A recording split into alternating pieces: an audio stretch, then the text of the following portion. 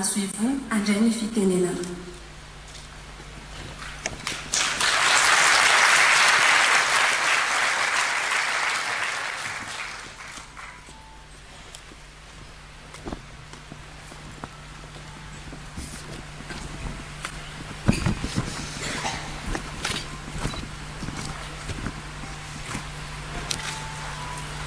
Andriamatoa sy Ramatoa isany mpikambanao amin'ny gouvernemanta. Andriamatoa sy Ramatoa solotenan'ny Masoivo eto Madagasikara, ianareo mpiara-miombonantoka, ianareo anatin'ny fikambanana samihafa, mpiantsehatra amin'ny fiainam-bahoaka, ianareo ray aman-dreny, zoky olona jaina, ianao rehetra manan-kaja manatrika itony, ianareo solotenan'ny tanora sy ny ankizy, tompoko vavy sy tompoko lahy. Fifaliana ho aho no misaotra anareo izay namaly ny fanasana ka tonga maro eto androany. Araba tonga soa eto amin'ity toeran'ity. Ny fahatongavanareo maro be toy izao dia raisiko finiavana sy fahavononana ifanometanana hiaro ny zonim-behivavy, ny lehilahy, ny tanora ary indrindra ny ankizy. Tsapako fa isika rehetra mihitsy no mitovy fomba fijery ka vonina ampitsahatra ny herisetra. Anton'izao fivorintsika eto izao ny fanombohana ny fanentanana mikasika ny ady amin'ny herisetra. Betsaka ny dingana tokony lalovantsika momba izany.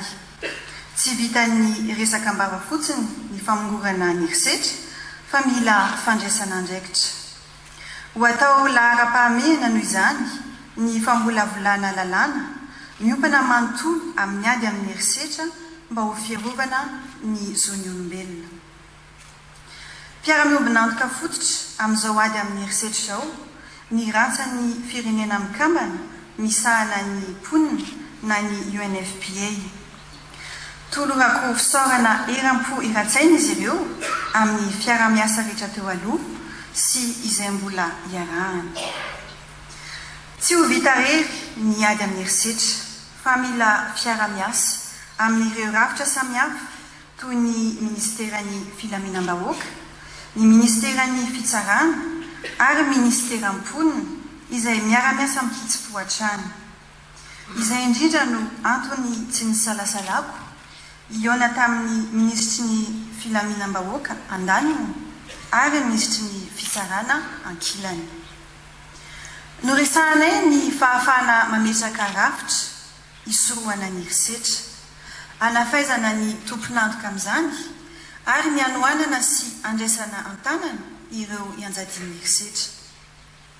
Voaresaka ihany koa ny fahafahana mametraka fitsarana manokana misahana ny ady amin'ny herisetra mifototra amin'ny eralenta. Tsy janona treo ny fikarohana vahaolana fa mbola vonina ifampiresaka amin'ireo mpiara-mononantoka hafa ihany koa. Androany isika dia hiaino ny tantaram-piainana maro samihafa izay mety ampalahelo, mety anohana ary mety anaitra kanefa tena zava-misy ny ainan'ireo ray aman-dreny, zoky, zandry ary zanaka. Samy nandalo lalam-piainana sarotra izy ireo teo amin'ny fiainany ary nanaiky amin'ny sitrapo izary izany amintsika eto androany. Misy ireo vehivavy sy lehilahy niarin'ny herisetra rabatana ka mitondra takaitra mihitsy. Misy koa ny lehilahy izay nanao herisetra saingy efa niova fo. Nahatsapa fa fitondran-tena tsy mendrika izany. Misy koa ny ankizivavy niaran'ny fanonanana.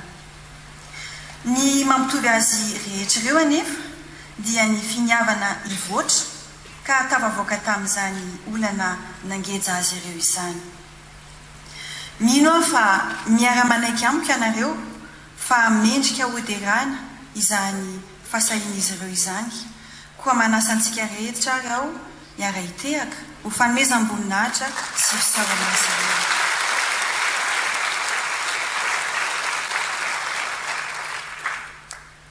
Eto dia manao antso ho antsika rehetra mba hiara entana, ifanometanana amongorana ny herisetra na aiza na inona ny sehatra misy antsika.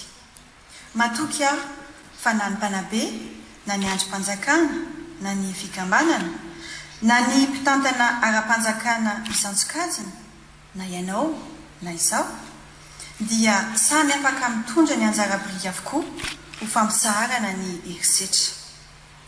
Manomboka amin'ny fisorohana, ny fampiarana ny sazy, ny fitantanana ho amin'ny vahaolana mahomby mba hahafahan'ireo namantsika izay mitondra takaitra anana indray ny maizy azy eo anivon'ny fiarahamonina. Koa mitodika indrindra aminareo zatra ny lalandiso aho. Fotoana izao anovana famindra, fitondran-tena mamoetra ary elon'ny lalàna ny herisetra. Manaitra ny sainareo ihany koa mba hanao zava-dehibe miady amin'ny fampanambadiana ankaterina ny ankizy. Manana didy voalohany indrindra amin'izany isika ry aman-dreny. Manana zo hianatra, manana zo miaina toy ny ankizy ny zanatsika. Miantso anareo ankizy koa anefa mba tsy ho maiky hiroso amin'ny fanambadiana aloloatra. Tsarovy lalandava ankizy fa ny fianarana ny lohatsara indrindra. Ny fianarana ihany no aminazy. Eto ampamaranana, mamela hanolotra anareo ireo mpiara-miasa amiko, mpikamana amin'ny fikambanana fitsy. Izy ireo dia olona manana finiavana, olona voasedra, tsy mitsahatra miezaka mikaroka ny tsara hatrany foana ho amin'ny fivoarana sy ny fanaovana asa soa. Ary miasa an-tsitrapo izy ireo.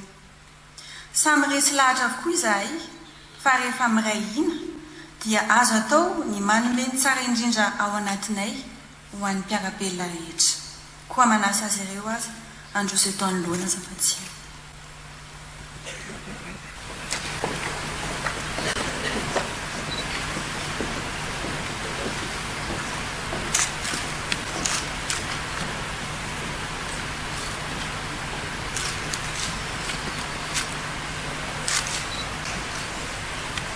Indreto izahay ka manatokana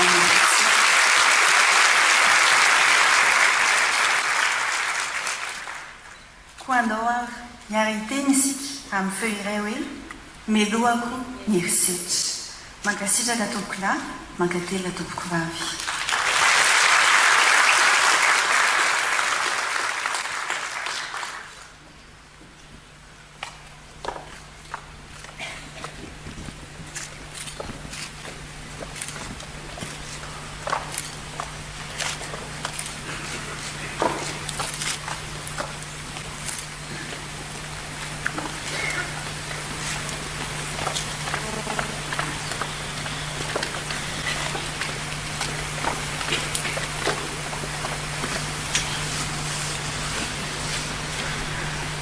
Isaorana ianao raha matoa mahazo ivony itondra izay lahateny izay.